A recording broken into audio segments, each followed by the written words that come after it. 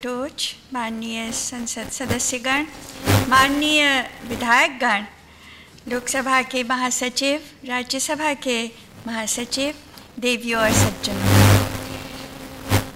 राष्ट्रमंडल महिला सांसदों की भारत क्षेत्रीय शाखा द्वारा आयोजित विचार गोष्ठी के अवसर पर मुझे आप सबके बीच उपस्थित होकर अत्यधिक हर्ष हो रहा है। मुझे विश्वास है कि महिला न्याय और प्रतिसंवेदी शासन विषय पर हो रही इस विचार गोष्ठी से महिलाओं की सुरक्षा और उन्हें न्याय दिलाने की चुनौतियों के बारे में अपने विचारों का आदान प्रदान करने का आप सबको अवसर मिलेगा। आप महिलाओं के प्रति हिंसा और भेदभाव के विरुद्ध लड़ाई में अपनी शक्ति और प्रज्ञा का परिचय देने यहाँ उपस्थित हैं, इसलिए मैं आपका अभिनंदन करती हूँ। और ये भी कहना चाहती हूँ कि हमारा यह सभागार आज बड़ा सुंदर लग रहा है। आज जैसा कि आप सबको ज्ञात है, राष्ट्रमंडल महिला सांसद 1989 में एक मंच के रूप में उभरा था। इसका उद्देश्य महिलाओं संबंधी मुद्दों को राष्ट्रमंडल संसदीय संघ के कार्यक्रमों में शामिल करना था। हमारे देश में इसकी शाखा अपनी स्थापना के समय से ही महिलाओं से संबंधित भेदभावों, असमानताओं और हिंसा के उन्मूलन के लिए निरंतर प्रयासरत रही है। महिला सांसद और विधायक होने के नाते हमारा दायित्व है कि हम न केवल महिलाओं के प्रति न्याय को बढ़ावा देने के वैश्विक अभियान में शामिल हों, बल्कि यह सुनिश्चित करें कि हमारी प्रशासनिक व्यवस्था महिलाओं की ज़रूरतों के प्रति जिम्मेदार बने।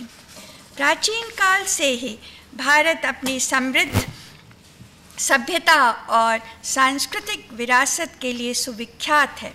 हमारा इतिहास भारतीय महिलाओं के अप्रतिम शौर्य और बलिदान की अगणित प्रेरणादायी यशोगाथाओं की अविरल श्रृंखलाओं का महाकोश है। उन्होंने अपने धवल विवेक, अदम्य साहस और शक्ति से इतिहास में अनूठा स्थान बनाया। आने वाली पीढ़ियों को अन्याय के विरुद्ध संघर्ष की प्रेरणा दी। किंतु हमारे समय का यह एक कटु सत्य है कि महिलाओं को समाज में आज अनेक दुस्सह अत्याचारों और शोषण का सामना करना पड़ता है। यह हमारे गौरवशाली इतिहास को कलंकित करता है। हमारे संविधान में महिलाओं के हितों के लिए विभिन्न उपायों और प्रावधानों की व्यवस्था की गई है। साथ ही इतने वर्षों में हमारी संसद ने कई कारगर कानून बनाए हैं। इनमें से कुछ कानून हैं: अनैतिक व्यापार निवारण 1956, दहेज प्रतिषेध 1961, गर्भ का चिकित्सीय समापन विरोधी 1971, बाल विवाह अवरोध 1976, समान पारिश्रमिक 1976, स्त्री अशिष्ट रूपण प्रतिषेध 1976, सती निवारण 1987, राष्ट्रीय महिला आयोग 1990, घरेलू हिंसा से महिलाओं का संरक्षण 2005 का महिलाओं के लिए दूरगामी महत्व रहा है। हमने पंचायतों और नगर निकायों में महिलाओं के आरक्षण की व्यवस्था के लिए संविधान में संशोधन कर अपने देश की महिलाओं को राजनीतिक दृष्टि से शक्तिशाली बनाने के मामले में निस्संदेह एक बड़ा कदम उठाया है। किंतु राष्ट्रीय और राज्य स्तर पर भी संसद और विधान मंडलों में महिलाओं की संख्या पर्याप्त होनी चाहिए। सदियों से हमारा समाज पितृसत्तात्मक संस्कारों और मूल्यों के अति कठोर मानदंडों से प्रभावित रहा है, जिसका दुष्परिणाम यह है कि महिलाओं को सामाजिक और पारिवारिक संसाधनों में अपना अधिकार प्राप्त करने में कई कठिनाइयों का सामना करना पड़ता है। उनके लिए तो अपनी पसंद स्वयं तय करना और दैनिक कार्यों में स्वयं निर्णय ले पाना भी सरल नहीं है। आजकल महिलाओं और बालिकाओं के साथ जघन्य अपराध के समाचार रोज़ पढ़ने और देखने को मिल रहे हैं। हर बार मन दुख से भर जाता है और सिर शर्म से झुक जाता है। ऐसा नहीं है कि इन अपराधों में हाल ही में वृद्धि हुई है, ये पहले भी होते थे, पर कलुषित होने के डर से पीड़ितों या उनके परिवार द्वारा पुलिस में सूचना नहीं दी जाती थी। दूर दराज के इलाकों में, गांवों में और शहरों में भी सदियों से सताए वंचित वर्ग की अधिकांश महिलाओं का हमेशा से शील हरण होता रहा है। अभिजात्य और संभ्रांत वर्ग की महिलाओं की भी यही कहानी है। उन सब का दर्द सिसकियों में डूबकर रह जाने को विवश रहा है, पर आज उनमें भी अधिकारों के प्रति जागरूकता तथा साहसिकता बढ़ी है। उनमें बढ़े जुझारूपन तथा संघर्ष चेतना के कारण ऐसे अपराधों की सूचना पुलिस और मीडिया में दर्ज की जाने लगी है। आज वह सभी प्रकार के अन्याय और संत्रास के विरुद्ध प्रतिरोध के लिए उद्यत दिखती हैं। फलतः वे सुर्खियां बनने लगी हैं। स्मरणीय है कि वर्ष 2011 में हमारे देश में महिलाओं के विरुद्ध अपराध की लगभग 2.28 लाख घटनाएं दर्ज हुई थी। ये घटनाएं वर्ष 2010 की तुलना में 7% से भी अधिक और वर्ष 2007 की तुलना में 27% बढ़ी हैं। बहुत पुरानी सभ्यता के वारिस, सुसंस्कृत, प्रगतिशील और आर्थिक दृष्टि से सुदृढ़ देश माने जाने के बावजूद महिलाओं के प्रति अपराध के इन भयावह आंकड़ों ने हमारी छवि धूमिल की है। पिछले दिसंबर में एक चलती बस में हुई हृदयद्रावक सामूहिक बलात्कार की घटना भुलाई नहीं जा सकती। वह साहसी युवती निर्भया जीवित नहीं रही, पर उसने देश की अंतरात्मा को झकझोर दिया। स्त्री उत्पीड़न के इस घोर तिमिर से उसने जिस प्रकार संघर्ष किया है, मैं उसे दीप शिखा कहती हूँ। इस गंभीर अपराध की संगीनता को संज्ञान में लेते हुए हमारी संसद ने इस दुर्भाग्यपूर्ण घटना पर गहरा क्षोभ व्यक्त किया था। उस घटना के विरोध में जन सैलाब उमड़ पड़ा। राष्ट्रव्यापी प्रदर्शन हुए। स्त्री, पुरुष, आबाल, वृद्ध, नौजवान, स्कूल कॉलेज की बच्चियां सड़क पर उतर आए। भावना के उस उफान के कारण यह आवश्यक हो गया कि तत्काल सुधारात्मक कार्रवाई की जाए।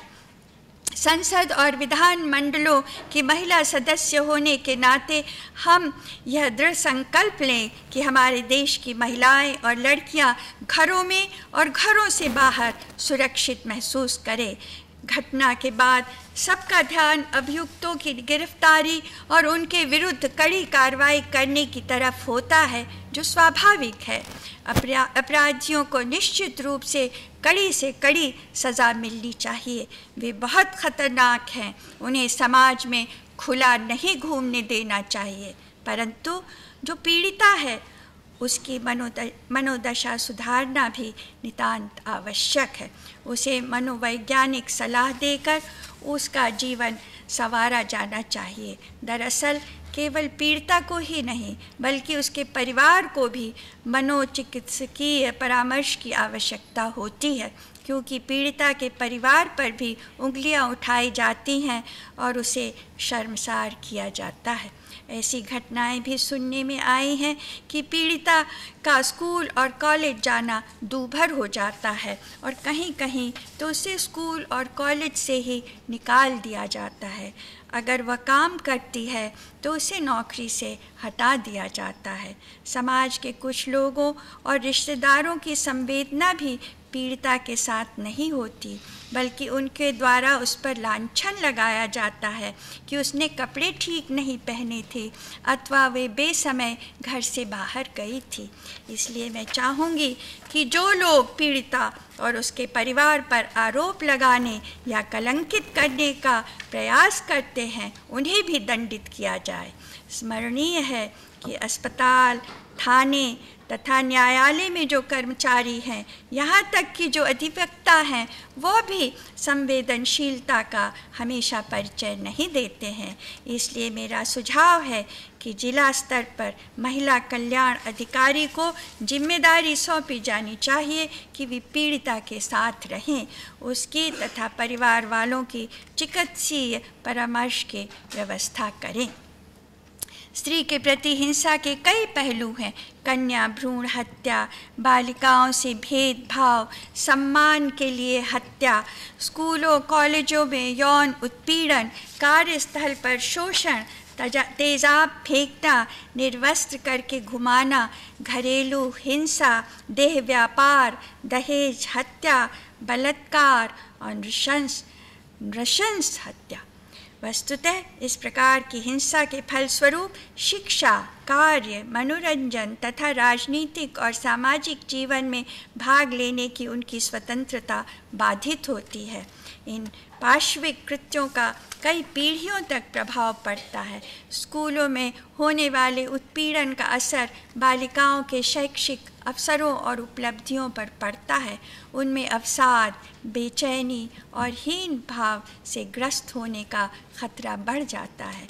महिलाओं को इस शोचनीय स्थिति से उबारने के लिए एक ऐसी शासन व्यवस्था की ज़रूरत है जो उनके अधिकारों और आवश्यकताओं के प्रति संवेदनशील, उत्तरदायी, गंभीर और लचीली हो।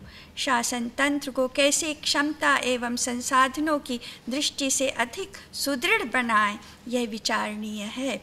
अकेले सरकार इतनी बड़ी सामाजिक समस्या का सामना नहीं कर सकती है। यह सरकारी, गैर सरकारी संगठनों तथा शैक्षिक संस्थाओं, नियोक्ताओं, श्रमिक संघों, मीडिया और निजी क्षेत्र जैसे अन्य निकायों सहित सबकी साझी जिम्मेदारी होनी चाहिए। वस्तुतः ये देश के प्रत्येक नागरिक की जिम्मेदारी है कि वह महिलाओं के प्रति न्याय को बढ़ावा देने का प्रयास करे। महिला न्याय और उत्तरदायी शासन विषय पर आयोजित 2 दिवसीय विचार गोष्ठी में 2 सत्र होंगे।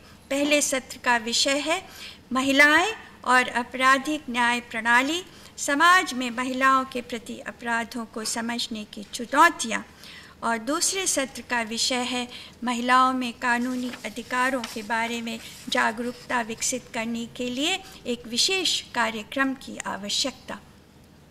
मुझे विश्वास है कि प्रस्तुत चर्चा में हम आत्मावलोकन तो करेंगे ही, साथ ही समाज में महिलाओं के प्रति अपराधों को समाप्त करने की अपनी वचनबद्धता का पुनर्संकल्प भी लेंगे।